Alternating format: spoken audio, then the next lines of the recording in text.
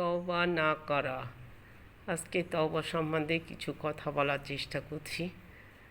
শয়তানের সবচেয়ে বড় হাতিয়ার হলো বান্দাকে তওবা থেকে বিরত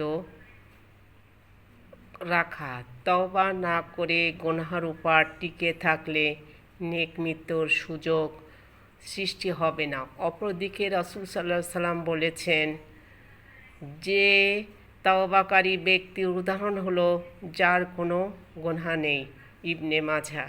এর বাস্তব উদাহরণ হচ্ছে এরূপ কোনো দল সফরের সময় পথে কোনো এক শহরে ঢুকে শেষ মঞ্জিলে পৌঁছার জন্য প্রয়োজনীয় দ্রব্যাদি কিনে শহর আর ত্যাগ করার জন্য প্রস্তুতি নেয়। যে কোনো মুহূর্তে দলনেতার আদেশ পেলে তারা রওনা করবে, যেহেতু তাদের প্রস্তুতি শেষ ও চূড়ান্ত।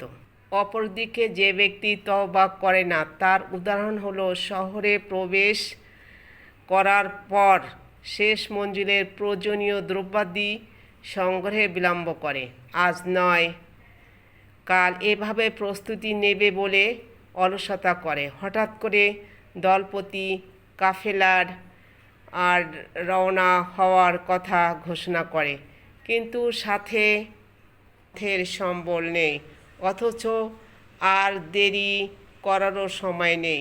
তাকে তখন খালি হাতেই রওনা করতে হবে, উপায় নেই। ফলে ব্যক্তি মৃত্যুর আগে তওবা করার সময় পায় না, তাকে খালি হাতে কবরের পথে যাত্রা করতে হয়। এ মৃত্যু অবশ্যই খারাপ ও মন্দ এবং সম্পূর্ণ অনাকাঙ্ক্ষিত।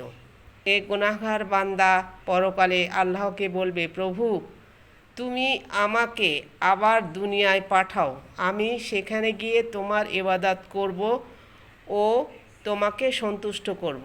কিন্তু আল্লাহ সেই প্রার্থনা তার মুখে ছুঁড়ে মারবেন। কেননা কবি বলেছেন, ফুল যদি ঝরে যায় ফুটিবে না আর, সময় চলিয়া গেলে আসিবে না আর।